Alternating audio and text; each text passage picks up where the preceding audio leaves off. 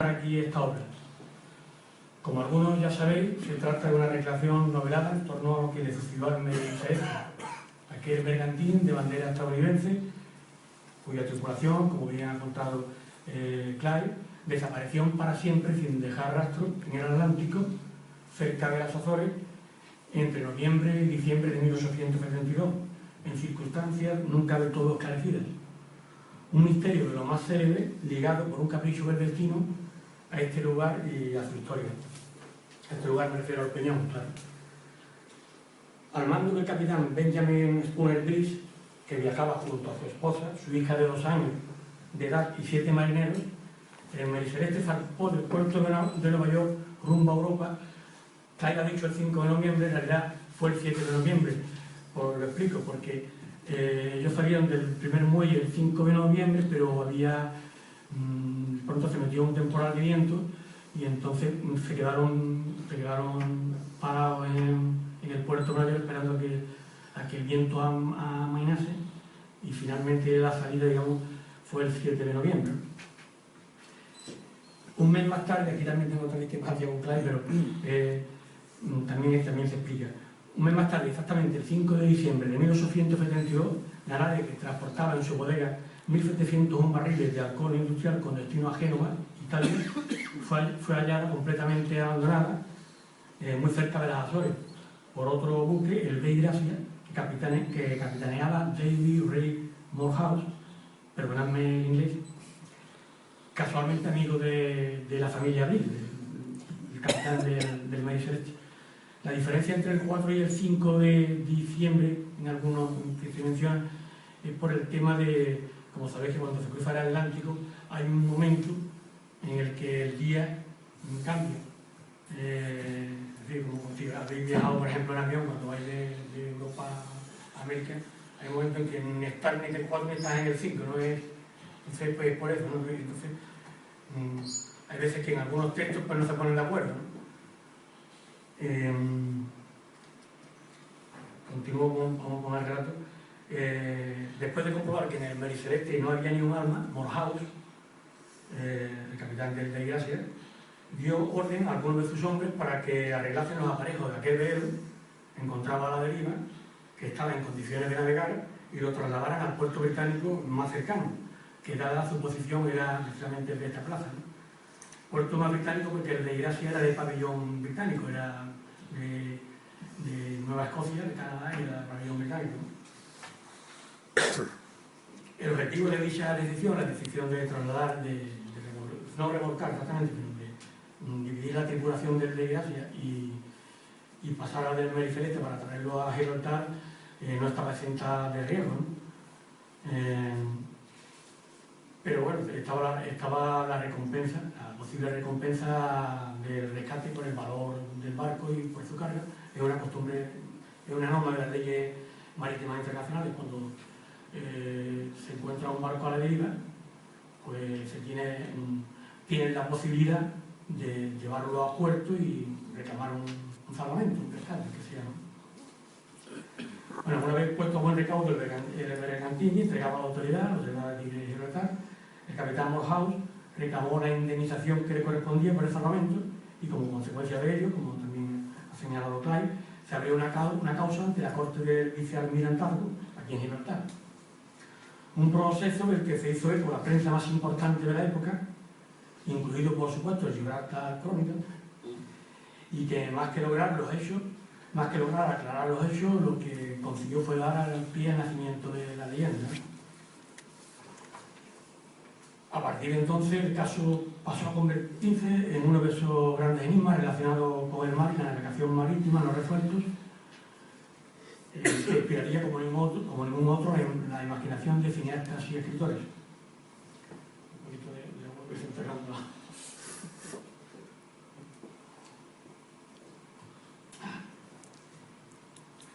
El doctor Sir Arthur Conan Doyle, el autor de Sherlock Holmes, en los inicios de su carrera literaria, por ejemplo, le dedicó un opúsculo al tema que no haría honor a su nombre, participando en un concurso convocado por una revista londinense allá por 1880 y tanto. Digo esto como ejemplo de las muchas referencias que ha habido en la literatura y en la también en la prensa sobre el tema del Mericeleste. Digo precisamente Arthur Conan Doyle por lo que representa la literatura, ¿no? Más tarde, en 1935, y ahora hablo del cine, la Hammer, una productora cinematográfica británica, que en la década de los 60 pondría de moda el terror gótico, también patrocinó un horrendo film que no obstante hoy es día reliquia para los cinéfilos. Una cinta protagonizada por Bela Lugosi, aquel actor de origen húngaro que habría de hacerse famoso en la década de los 30 del pasado siglo XX interpretando el papel de Drácula, antes de que su carrera se fuera a pique. Como ya he dejado dicho en anteriores presentaciones, fue hojeando una mañana Europa Sur es un diario de aquí, marca del campo de Gibraltar, que imagino que llegará aquí a Gibraltar también, que se me ocurrió escribir en ese momento, uno sabía exactamente qué y cómo acerca de esta historia. Una página de este diario hacía mención al misterio y llamó mi atención. Era el miércoles 22 de marzo de 2006. Ese día comenzó a gestarse este relato de relatos. El reino de la sirena es mezcla de realidad y fantasía, pero hay detrás un arduo trabajo de recopilación de datos que no ha sido fácil. En primer lugar, la obtención de una amplia documentación bibliográfica que solo está disponible en inglés, que obviamente ha sido un obstáculo para mí porque yo no domino el inglés. Y bueno, documentación que he podido adquirir fundamentalmente a través de internet, porque no se encuentra a la venta en España, ¿no? En segundo lugar, a mí me ha supuesto el acceso a información relacionada con los personajes más significativos, para lo que incluso he tenido que husmear en censos, recortes de periódicos y revistas de la época, certificados de matrimonio y de función, listas de pasajes de navío, correspondencia, etcétera, etcétera. Información que afortunadamente, todo hay que decirlo, en el caso de los Estados Unidos, se puede encontrar digitalizada y no con cierta facilidad, ¿no? Y hasta realicé un viaje a las Azores, a la isla de San Miguel y de Santa María, escenario de muchos de los hechos que escenaron. También fui para tirarme unas vacaciones de paso, ¿vale?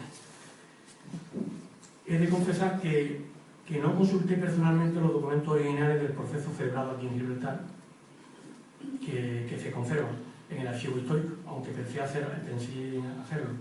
No lo hice porque tuve acceso a una reproducción de los mismos gracias al trabajo de Charles E. Fay, amigo personal de la familia Bish, autor en 1942 del libro más serio y mejor documentado que se haya publicado hasta la fecha sobre el tema. Dos son los principales protagonistas de esta novela que presentamos, ¿no? Nathan Briggs, presunto nieto del ya referido capitán Benjamin Spooner Briggs, y Antonio Jonás de Moura, un supuesto pariente desconocido tanto del uno como del otro. En torno a los dos, el primero con una visión crítica, racional, escéptica, el segundo podría decirse que más bien con una actitud opuesta, se construye, se estructura y se desarrolla la trama en la que aparecen un sinfín de personajes reales y algún que otro imaginario, y en la que he entrelazado más de un guiño curioso, amén de alusiones a acontecimientos históricos y mitos varios. Entre los personajes que se mencionan relacionados con el episodio de la vista aquí en Gibraltar menciono algunos, los más importantes, están Horacio John Sprague, no sé si se pronuncia exactamente así, pero bueno, era cónsul de los Estados Unidos en Gibraltar en 1872, miembro de una familia originaria de Boston, que durante 3 generaciones, de 1832 a 1934, representó los intereses norteamericanos aquí en el Peñón. Estaba también Mr. Solly Food, que ha mencionado Clay, abogado general y procurador de Su Majestad la Reina en Gibraltar, que dirigió la investigación sobre el Mericeleste, un personaje al que las crónicas pintan renegado y antipático, que dio siempre la teoría de una conspiración para explicar el enigma. Primero acusó a la tripulación del Desgracia de piratería, de asesinar a los marineros del Mericeleste, incluido el capitán, su esposa y su hija, sin mucho sentido y desde luego sin ninguna prueba concluyente. Luego apuntó a la posibilidad de un complot cuando era anterior teoría prácticamente se la echaron por los suelos, pero entonces pensó en otra. En un complot para estafar al seguro, trabado entre los dos capitanes, entre el capitán David Morehouse del Rey Gracia y el capitán Benjamin Griffin. Y todavía en 1880 y tanto el hombre todavía le escribía cartas al cónsul y a algún otro más con sus elucubraciones, ¿no? Y yo creo que se murió convencido de que alguna cosa de esa rara tuvo que pasar, ¿no? También estaba el honorable James Cochrane, juez del vicealmirantazgo en la Corte de Gibraltar en 1872, quien por cierto tampoco era muy fino, y para sorpresa de muchos, dio siempre Pablo lo que la mayoría de las opiniones autorizadas consideraban elucubraciones del abogado general y procurador de su majestad.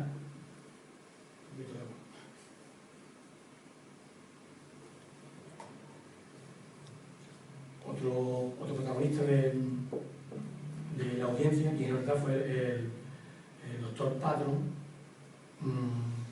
especialista que la Corte encargó el análisis de las manchas en la cubierta del Mary Celeste que resultaron ser pintura y no sangre, para disgusto de Mr. Flood.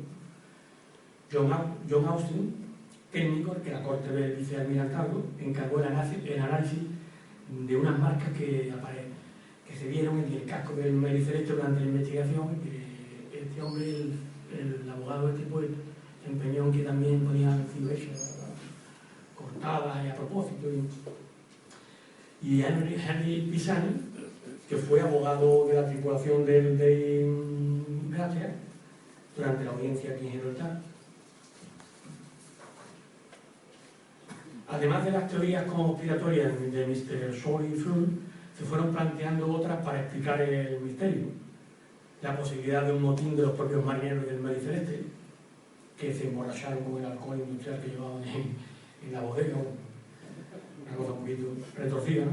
La de un ataque pirata que resultó que ni se llevó la carga ni también un pulpo gigante, un cracker, ¿no? Que lo llevó con un tentáculo y lo llevó de la cubierta, ¿no? Hasta un ataque de tiburones, no se entiende, que los tiburones no saltaran a la cubierta del barco. Y bueno, ya en el siglo XX, pues se han metido de por medio hasta los platillos volantes y a los herederos habitantes de la Atlántida sumergida.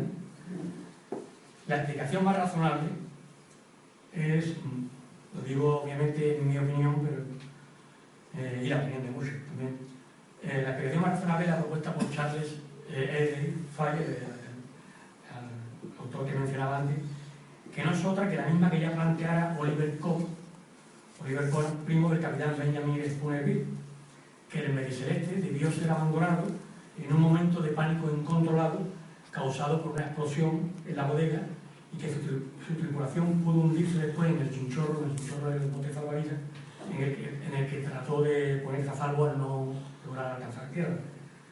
Explico un poco esto, el tema de Oliver Cobb, el primo del capitán,